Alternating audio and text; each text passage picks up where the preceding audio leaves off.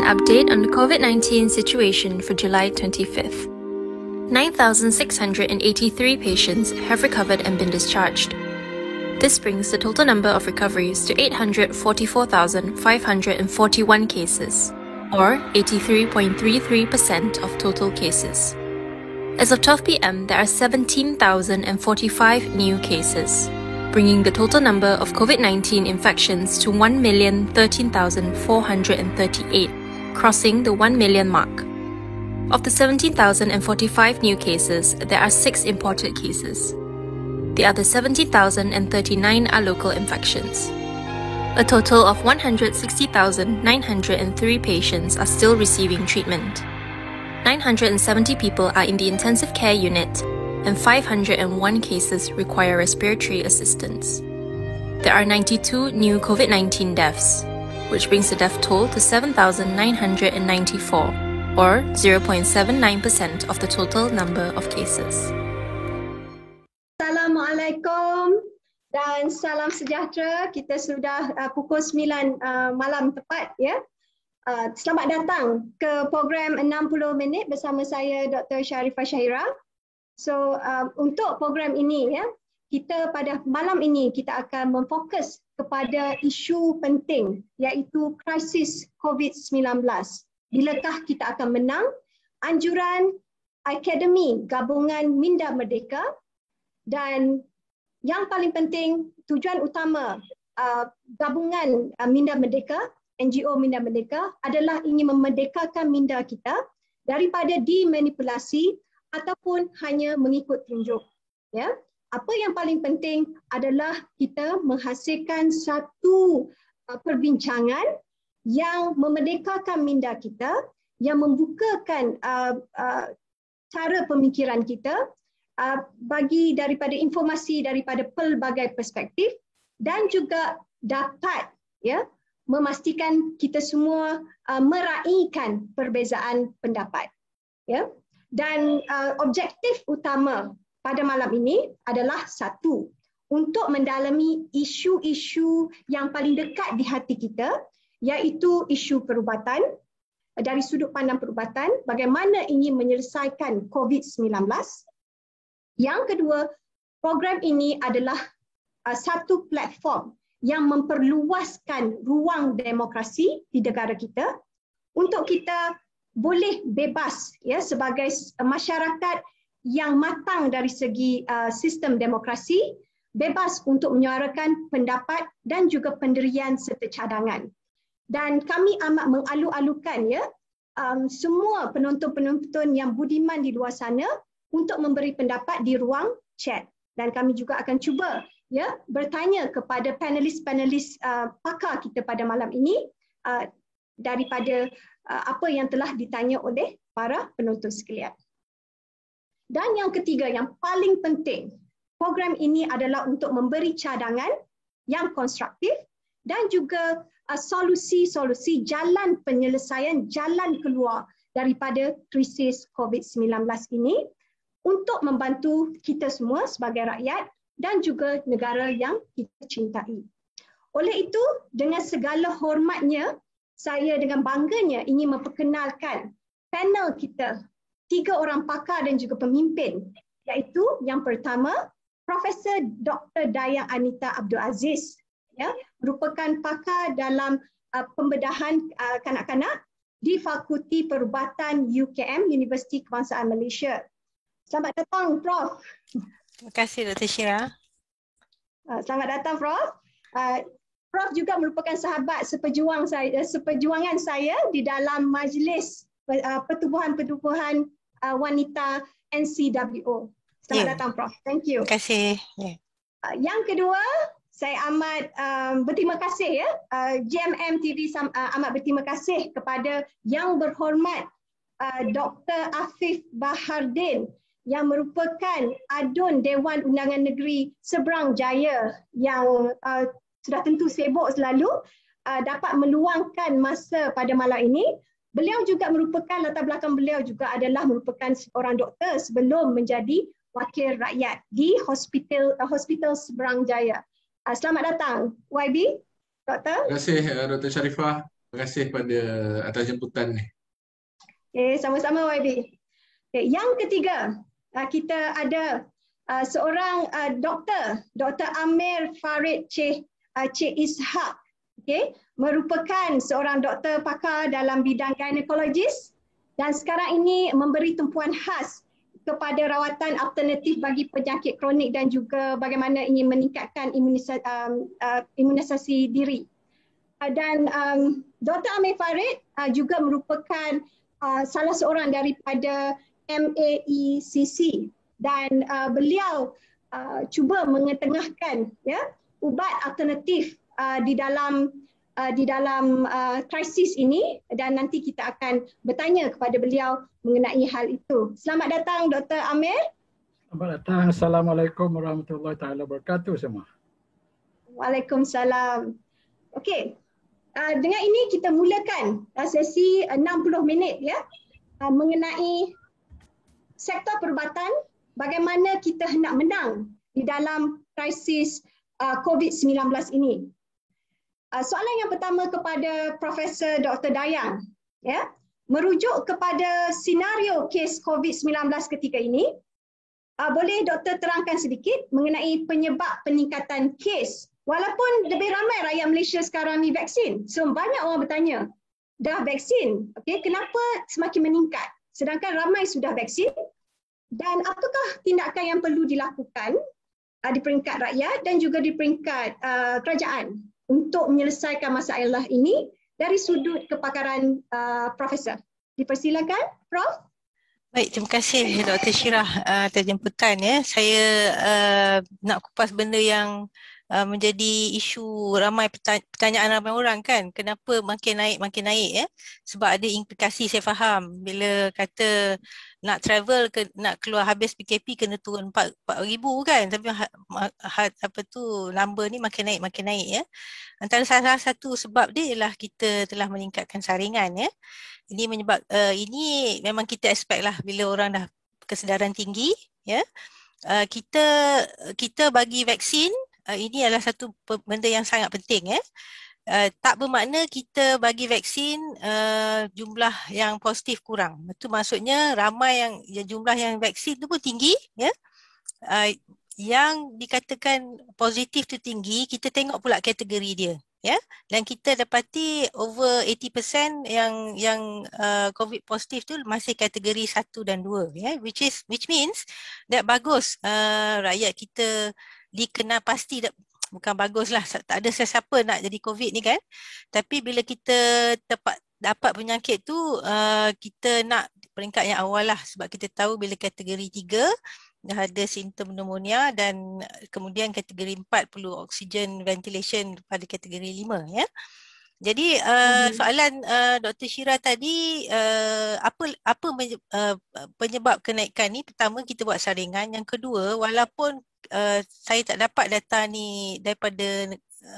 Malaysia kita tahu adanya varian Beta dan Delta Jadi Delta ni adalah mengikut kajian di luar negara Delta ni, varian Delta ni dia lebih cepat transmisi dia antara manusia ke manusia sangat cepat, dia tak perlu 15 minit tu and then kalau kita berada dengan orang yang positif sebelah kita 5 minit pun, kalau tak pakai mask dan sebagainya, memang kita garanti dapat Adakah kita punya Delta varian tinggi? Kita tak tahu, sebab setahu saya tidak ada kita cari varian ini untuk setiap sakit Kalau kita dapat lebih baguslah, tapi saya tahu untuk dapatkan kepastian Delta variant ni memerlukan ujian yang mahal harganya Jadi hanya kes-kes tertentu saja, kalau outbreak ke apa baru kita buat kajian untuk dapatkan sama ada Delta variant. Tapi kita boleh postulate dengan kenaikan yang tinggi ini, it is not unlikely yang Delta variant tu dah makin bertambah di negara kita lah Jadi kita kena ambil pengalaman negara lain supaya kita lebih bersedia Jadi apa soalan kedua, saya harap saya dapat jawab soalan pertama tu Yang kedua tu, apa yang kita boleh buat Ini bit controversial lah Ya.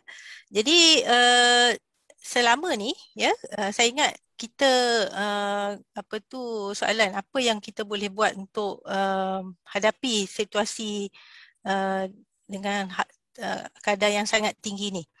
Pertamanya kita kena re-strategize sama ada kita boleh gunakan SOP, hanya SOP yang sedia ada sebab kita dah guna SOP tu beberapa bulan ya, tanpa memberi apa-apa rawatan yang konkret ya. Jadi kita kena duduk balik dan kita harap pasukan apa tu Kementerian Kesihatan dan para akademia boleh duduk bersama-sama lihat semula apa option rawatan yang kita boleh offer kepada public ya. Supaya kalau kita tengok keadaan sekarang ni, walaupun peratusan kategori 3, 4, 5, kategori 4, 5 lah ya, tak banyak mana tapi dah membebankan sistem kesihatan. Jadi kalau 12,000, 17,000 tu jadi kategori 4 dan 5, kita akan mengalami situasi yang sangat-sangat buruk ya. Jadi saya rasa kita kena re-strategize apa kita boleh buat untuk hentikan kategori 1 atau 2 itu menjadi lebih teruk ya. Kedua, kita pastikan SOP kita diperketatkan. Dan ketiga, kita kena bagi apa tu data yang lebih lengkap kepada publik ya. Saya bagi contoh untuk kita tahu sama ada keadaan kritikal ke tidak. Dr. Syira akan tanya saya ke pasal keadaan kritikal ni akan datang atau saya boleh teruskan? Boleh teruskan. Boleh teruskan ya? Lagi 2 minit Prof. Baik, saya nak katakan kalau kita tengok statistik yang ada sekarang ya, mungkin kita rasa tak ada banyak beza hari ni turun kan, daripada 17,000 jadi 14,000, alhamdulillah semua rasa lega ya. Tapi kita tak boleh lega sebab dengan statistik yang kita nak tu, kita nak statistik, kalau kita tengok sekarang ni kita dapat statistik berapa orang di ICU, berapa orang pakai oksigen. Tapi kalau kita nak tahu keadaan yang ni membimbangkan ke tidak, kita kena tengok kenapa ambulan-ambulan tu ada banyak video yang dia terhenti di Jabatan Kecemasan. Kenapa horror sangat kawasan di Jabatan Kecemasan ni, di semua-semua hospital. Dia apa yang kita nak? Kita nak kalau boleh ya, berapakah jumlah pesakit yang memerlukan bantuan pernafasan di Jabatan Kecemasan contohnya. Jadi sepatutnya pesakit tak memerlukan apa tu, memanglah di Jabatan Kecemasan ni kita boleh bagi oksigen kan, tapi hanya untuk sementara, lepas tu patutnya dirawat di HDU ke ICU ke ya. Jadi kalau kita boleh pantau dan tengok pesakit ni berapa lama dia perlu berada di Jabatan Kecemasan sebelum dia dibawa ke ICU katakan atau HDU, kita akan mendapat gambaran berapa kritikal situasi tu di tiap-tiap hospital yang merawat ya. Jadi saya rasa kita kena ada data ni. Barulah kita boleh beritahu pada rakyat betapa kritikalnya situasi dan supaya bila tahu kritikal kita tidaklah nak melampaui atau tak mau ikut SOP kan. Jadi kalau kita cuma cakap nombor ni macam ni je, saya rasa tidak mencukupi lah ya. Terima kasih Prof. Ya, terima kasih Prof. Okey. Untuk soalan yang seterusnya nanti saya akan tanya lagi soalan kepada Prof. Ada beberapa soalan insya-Allah. Okay, kepada saya jemput ya kepada YB Dr. Afif. Okay, tadi Profesor Dr. Dayang telah menyebut tentang keadaan ya di hospital dan juga kita lihat video-video, ada video-video yang mewujudkan sedikit panik di dalam kalangan rakyat. Ya, dan oleh kerana itu saya ingin bertanyalah kepada Doktor YB Doktor yang juga merupakan seorang wakil rakyat, okay, yang berlatar belakangkan doktor perubatan. Apakah sebenarnya keadaan sebenar krisis dan keadaan ya di dalam sektor perubatan di Malaysia, dan mampukah sektor perubatan kita bertahan? Saya jemput YB Doktor untuk menjawab soalan ini, iaitu rentetan daripada apa yang telah disebut oleh Profesor Dr. Dayang. Dipersilakan YB Doktor. Terima kasih kepada Dr. Sharifah, kepada Tamir, Profesor Dayang dan semua yang mengikuti forum kita pada malam ini. Pastinya kita berada pada malam ini di forum ini membincangkan satu isu yang cukup dekat dengan kita pada hari ini dalam keadaan situasi kita masih lagi berhadapan dengan pandemik COVID-19. Dan soalan yang Dr. Sharifah bangkitkan tadi tentang gambaran sama ada sistem kesihatan kita mampu atau tidak untuk bertahan dengan situasi yang kita hadapi pada hari ini.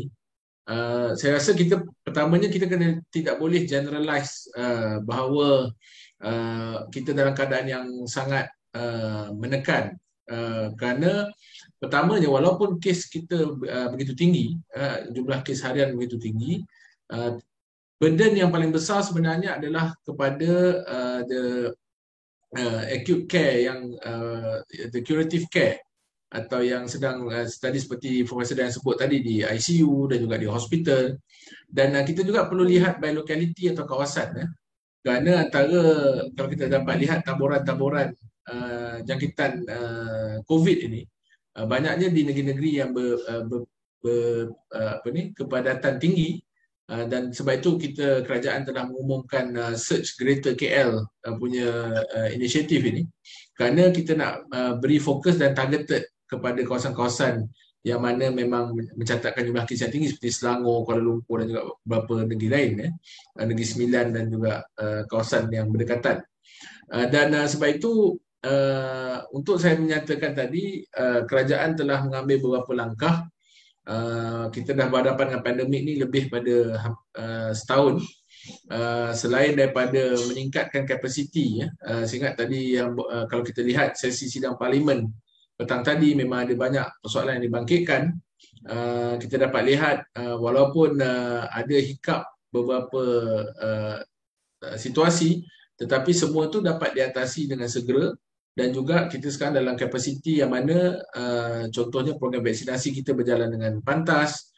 Kita nak menggalakkan lebih ramai rakyat untuk mendapatkan vaksin, kerana pada saya sistem kesihatan ni harus bergerak seiring di semua peringkat.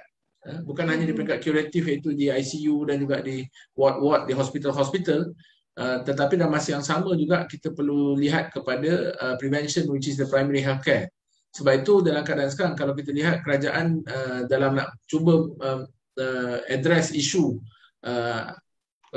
dari segi kegunaan ICU, dari segi kegunaan ward ini, sekarang ini ada inisiatif yang saya difahamkan untuk kita develop di antara pihak hospital swasta dan juga hospital kerajaan, kerana daripada inisiatif kerajaan untuk menggunakan ordinan dan juga darurat itu, kita membolehkan hospital kerajaan dan hospital swasta untuk collaborate dan juga membolehkan sumber itu dikongsi dalam kita berhadapan dengan ancaman COVID ini. Jadi dari segi itu kerajaan sedang mengkoordinasi di antara hospital kerajaan dan juga hospital swasta untuk melaksanakan keperluan ini. Dalam masa yang sama saya difahamkan juga Kementerian Kesihatan dan Kementerian Kewangan sudah memulakan perbincangan untuk di kantin proses, yang mana pesakit-pesakit yang non-COVID, pesakit yang tidak ada COVID, akan dipindahkan ke hospital swasta dan pembiayaan itu akan ditanggung oleh kerajaan. Saya difahamkan lebih daripada 200 juta ringgit akan dibelanjakan untuk proses ini, kerana saya ingat kita ada dua pakar kita di sini lebih maklum apabila kita berhadapan dengan situasi COVID ini yang nak pula bila Delta variant ada studies menunjukkan it might be airborne, jadi to contain the virus is much more difficult now. Jadi sebab itu kita kena terima dulu hakikat bahawa virus ini sudah ada dalam masyarakat kita. Berada dalam masyarakat itu satu perkara, tetapi ianya juga adalah sporadik. Sporadik ni dia ada dua jenis. Satu sporadik, dia memang unlinked case. You memang langsung tak tahu kat mana case tu datang. Atau sporadik tu makna mungkin dia ambil masa lebih daripada 24 ke 48 jam untuk nak trace kat mana sebenarnya mereka ni datang. Jadi sebab tu banyak perdebatan, saya ingat baru-baru ni masih lagi, bahkan di parlimen pun dibangkitkan tentang isu kluster, tentang isu sporadic case. Saya rasa pertama kita kena terima hakikatnya bahawa tidak ada siapa menafikan bahawa kedua-dua benda ni menyumbang kepada kes, baik daripada sporadik, baik daripada kluster. Jadi kalau kita dah identify kluster, which is good, kerana kita dapat tahu di mana kes ini berada, kita boleh lakukan tindakan preventif dan juga tindakan dengan lebih targeted apabila kita tahu kluster ni berada di mana. Tetapi isu besar yang kita hadapi sekarang adalah sporadic cases. Cases ni timbul sebab kita tak dapat nak buat contact tracing tu dengan cepat. Jadi ini antara, bahkan walaupun saya wakil rakyat daripada kerajaan, tetapi saya sendiri memberikan kritisisme yang agak keras tentang perkara ini. Kerana saya merasakan dalam keadaan kita berhadapan dengan pandemik sebegini mudah untuk dijangkiti, lebih-lebih pula dengan ada delta variant dan variant yang super spreader dan macam-macam lagi. I think kita perlukan satu sistem atau kita perlu menggunakan teknologi yang lebih advance supaya kita boleh melakukan otomasi dan juga digitalization dalam usaha kita untuk buat contact tracing dan juga untuk buat mass testing ini. Kerana akhirnya the principle of public health itu adalah kita kena contain virus ini. Jadi sebab itu saya ingat ada banyak perkara yang sedang dilakukan dan saya melihat akan ada perkembangan yang positif apabila kerajaan telah mengumumkan melalui Majlis Pemulihan Pelan Pemulihan Negara itu telah diwujudkan beberapa task force dan juga menjemput beberapa pakar untuk turut bersama di dalam task force ini untuk kita melihat kepada bukan hanya soal pemulihan dari segi ekonomi tetapi juga the exit plan daripada pandemik ini.